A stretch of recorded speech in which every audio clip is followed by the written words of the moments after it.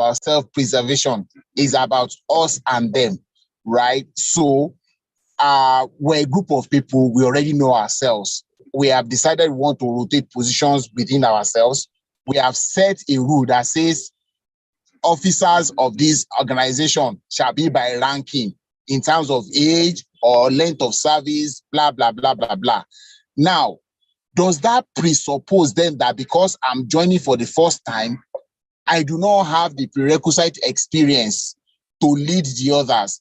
Now, for a moment, just look at it this way. When they resume, all of them get all those allowances they get equally. They get the housing equally. They get co-senators equally.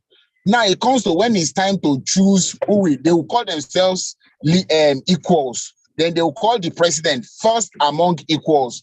So what makes the person who is being 5 times in the assembly better than the person who is just coming in? We can ask ourselves, what exactly does it need to be the leader in that place? Yes, we'll say experience. Experience about what exactly? How they've run the Senate for the previous number of years or for the previous number of however, whatever it is that they use. I don't think that should be a major, it should be a concentration of what the Senate should be concentrating on right now.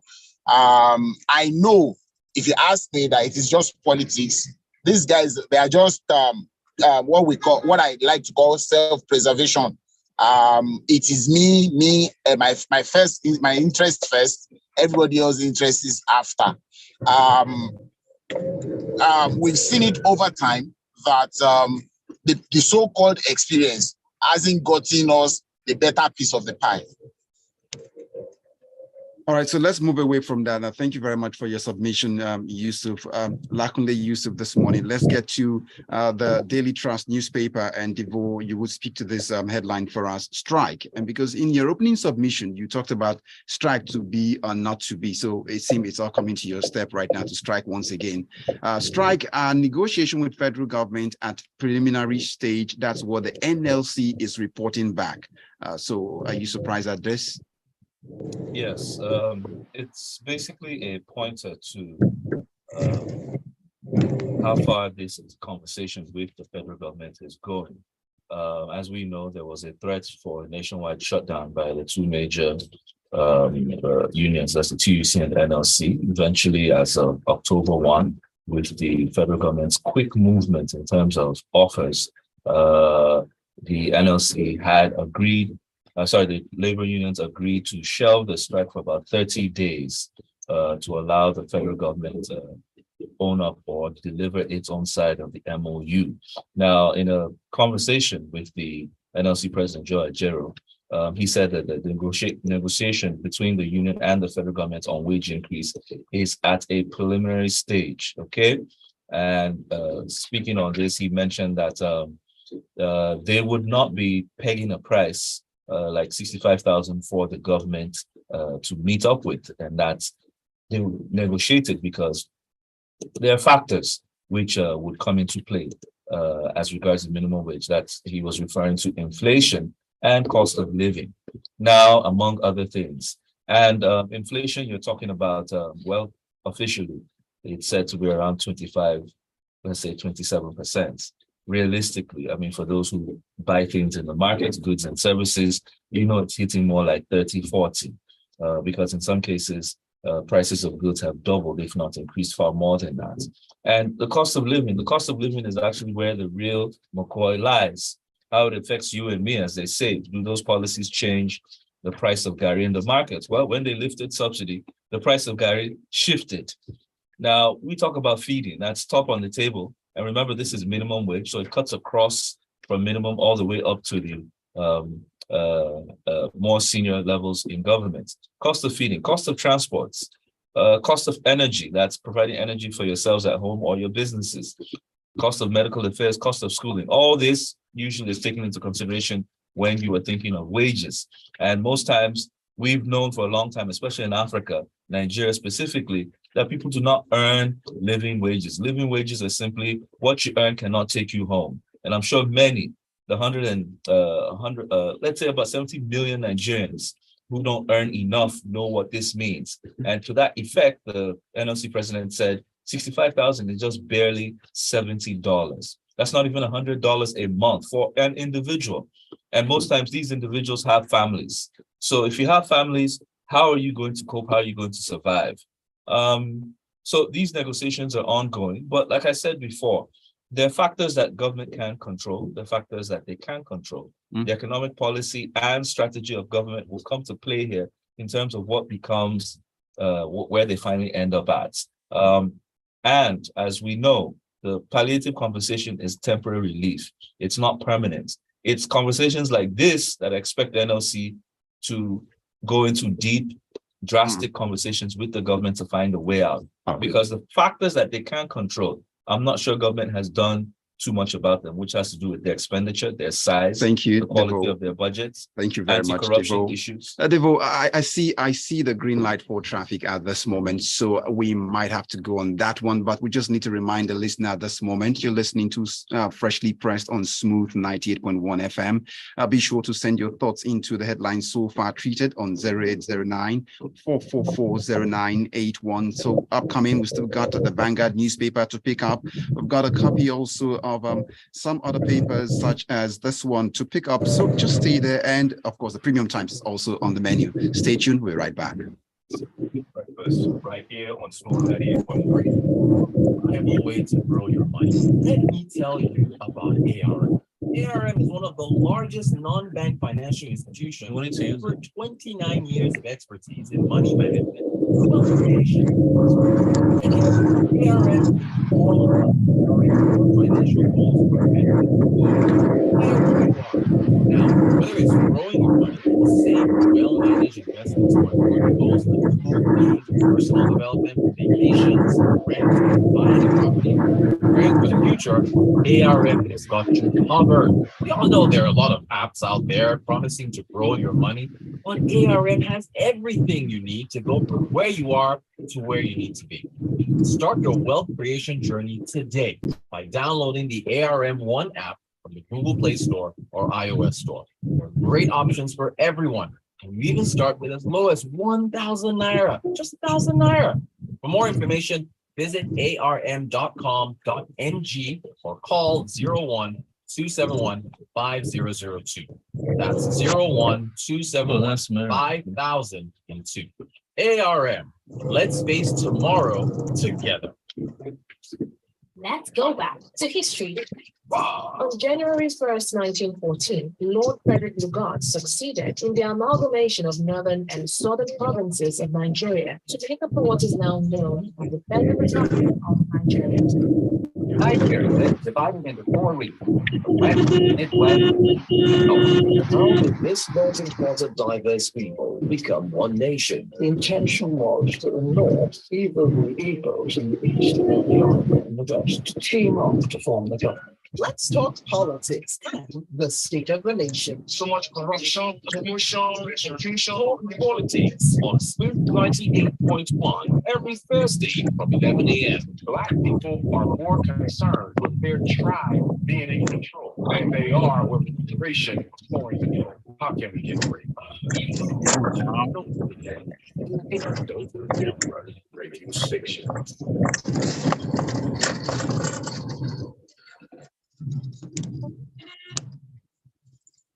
We're Smooth 98.1 FM. It's gone exactly 12 minutes before we hit the 8 o'clock mark, and we're still picking up the newspaper headlines from the local scene. It's called Freshly Pressed. And before we went on that quick one, NLC was reporting back to Nigerians that it's still preliminary and it's not permanent yet in terms of negotiating with the federal government. So we'll move away from that. We've got a couple of messages to throw into the mix right now before we get back to Lakunle Rufai this morning with his piece of the newspaper.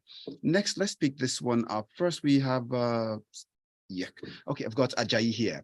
Ajayi sent in this one. It says, the bogus size of the president's cabinet is unacceptable considering the widely held view that the cost of governance should be reduced as a result of dwindling resources. Ajayi Olonilua from Magodo Isheri sent us that one this morning. And of course, we've got a regular an analyst also, A.B. Bozimo, threw this one in the bench. It says the US with its population has 15 cabinet secretaries. That's our own equivalent of what you would call ministers, or if you like, at state level, commissioners, the equivalent of that's what it says. So AB, thanks. That's resonating what Ajayi Oloninuwa has also alluded to right now. So let's get into this next one. We'll pick up Tunji with a message here saying the US with over 300 million people has less than 20 cabinet minister. We can't, what he says, we can't even create enough ministries to allocate to ministers. Tunji set up that one, and I move away from Tunji. I get this message in from Osagi from Ojodu sending this one in. What did all the experience that's reacting to that one? Newcomers cannot be deputy Senate president and deputy Senate president. What's all did all the experience Ahmed Lawan lead us to? He says, look, well, he kept on approving loans till we got to this gutter. Really, who experienced help? Osage from Ojodu. I've got Victor Shemun sending a message saying the president leading the whole country, the commander-in-chief, which is bigger entity than the Senate, is not a first-timer in that position. These senators should think of how to make better law for us, Jari. That's what he has left us with here. So Victor Shemun dropped that one. Abbas Oladepo leaves us with a message here saying, experience matter in leadership positions, even in schools. You cannot be a prefect as a fresher. Can someone who just joined a bank be appointed immediately as the bank MD without first doing what? Having experience? Even in media houses, you must have experience before assuming certain positions. The position of house leadership is not different from all of this. And I've got Cisco Delgado throwing this one in for us this morning. He did a roll call of the analyst here and then also my name. Here we answer present. It says, Omas, even 20 ministers is even large. Cisco Delgado. As for NLC, he says, please, someone should tell NLC president to stop threatening Nigerians with strike action. NLC is more like a toothless bulldog that always barks but can't bite.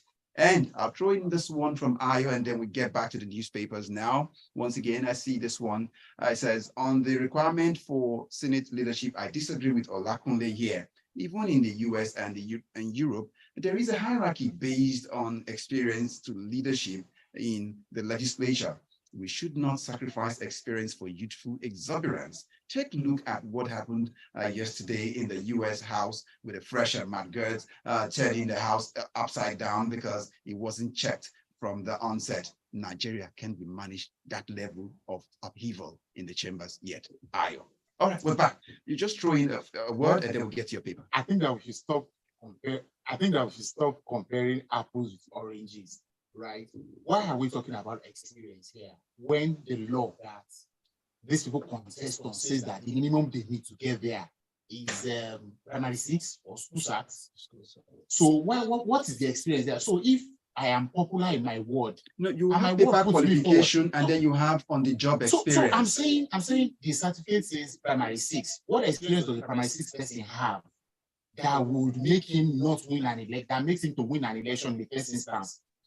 I'm not dividing the person who didn't get a university degree with what I'm saying. What I'm saying is that, so if I am the ward, I am popular in my ward, and I didn't go beyond primary 6, and my ward pushed me up to that level. But you've got experience in terms of dealing with the world already. Yes. So how does that affect the job I'm going to do in that case? So that's my point. The verdict is still out there. Let's get to your paper. The Vanguard is waiting for you, Lakunle. All kidnapped NLC, NYC members still in captivity. The families are the ones speaking. So since August, they're still there. Speak to this and how heartrending can it be when you set out to serve the nation and you're in captivity? My heart goes out to the families of all these young men and women and who that they are undergoing this trauma. It is not a thing of joy, like the people say. They say that my child dies is better than my child is lost. So you can put a closure to it and then you move on. But then the hope that it will come back, and will naturally continue to kill you instrumentally. Right. So this is one of the arguments that the people who think that the NYC scheme should be scrapped put forward all the time. And if we're in a country that we cannot guarantee the safety, security of life and property of the citizens, as it is obvious, is they were traveling from Akwa Ibom to Sokoto, somewhere in the journey they got kidnapped. So what are the guarantees that government can give people? It also goes back to what we've always spoken about at this table, about our security. Our police is understaffed, underfunded, undertrained. They are the people who should police us internally, provide security for us internally.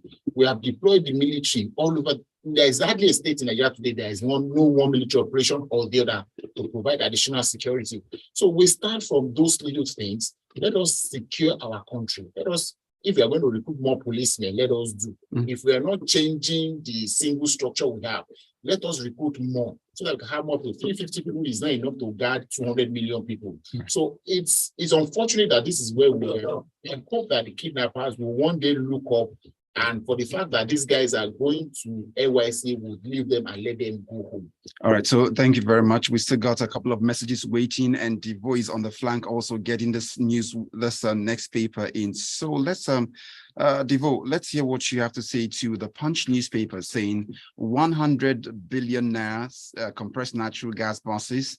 Senate rejects CBN loans, warns Tinubu against illegal spending. If you do this for us in a minute and a half, then we can squeeze in the last paper and then go for the messages. Right. The Senate also on the plenary session on Tuesday was speaking to the federal government's position with the union, where they mentioned that they will be delivering about 100 million provision for CNG buses, as well as the CNG conversion kits. It's a whole natural gas revolution that's meant to take place. However, the Senate did mention in form of warning, as the committee chair, to the presidency that they should not spend illegally. And that they said at this point to deliver that would require some extra budgetary spending, and that what the presidency should do is to put in for a supplementary budget, that taxpayers' money cannot be spent without the approval of the National Assembly, that those ways that took place in the last administration, that's extra budgetary expenditure through Ways and Means, that was between the presidency and CBN, are still in question, and such things should not be allowed. All right, now, basically, the CNG conversion kits are actually meant to help Nigerians have another option, a cheaper option, more affordable. So, for example, if fuel is at 300, or if you pay 300 now from where you go to in the morning, with CNG gas, it should be about 100 now. All right, Devoe, we have to go now. Let's get Lakunle to throw in this last paper into the mix for us, the Daily Post. And Lakunle, you would also help us pick up the pace, because the messages are there waiting to throw in before we go. The police confirmed 2 dead in Ago Palace Way accident. This is Lagos. And so we'd like to speak to enforcement of the law by operatives who will live on the road. The last man in the eye of the storm again. Speak to this. When the police first broke yesterday, I somehow lost orientation for a moment. A pregnant woman, 2 children. Look at the trauma they put that family into.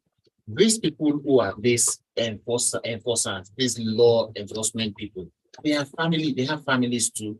Let them put themselves in the position once that somebody comes to tell them at work that their wife and 2 kids have just been killed by somebody else because one thing. Sometimes the mentality with which we carry on because we put on a uniform does not portray most of our law enforcement as human beings. I don't want to use the word, but it does not portray us as human beings. So because you've been empowered to enforce the law does not make you the alpha and omega. There are some things that are best done in the public interest. One of the police officers that I like to listen to used to say that it's better for a guilty person. Does he have any to escape? Tuji Disu is now in force headquarters. He says that it's better for a guilty person to escape than for an innocent person to get punished. Now, what does it take to allow that person go? Take the registration number. there is auto-reg, there is license renewal, there is insurance. There are many places where you can go and wait for this person to catch the person. Now see where we are. And the report says actually that the children died on the spot, the woman died, the driver died. Eyewitness report. But police here is saying only 2 people died. So we wait to see. Yeah, they've updated that. Confirm. The tricycle that they hit died instantly. All right, The gentlemen. pregnant lady died on their way to the hospital. Thank you very much, gentlemen. We're still under treatment. All right, we just hope that the dead, would find rest, and the families would also be consoled, and the state would also justice let prevail, and so that doesn't occur any longer. But let me get to messages now. I've got this one in saying, well, Damilola from Lagos, what happens to other Nigerians if other federal and state government workers get salary increase? Also, on the side, we say we reduce the cost of governance. On the other side, we have NLC asking for more money. Which one is it? Inflation is what this next person, Rexy from Surulere, is talking about. It's not calculated on price increases on one item. Devoe, when the NBS releases inflation figures, you can't start making yours up based on what you bought. That's not how it works, Rexy. Fabian comes up with a message here for me. He says, from Ekwe, I still hope that government will look inwards and cut down the cost of governance. That's the summary of what he sent in. I've got Benjamin here. When they keep mentioning experience, that means before one can be a president, you must be a governor or a vice president.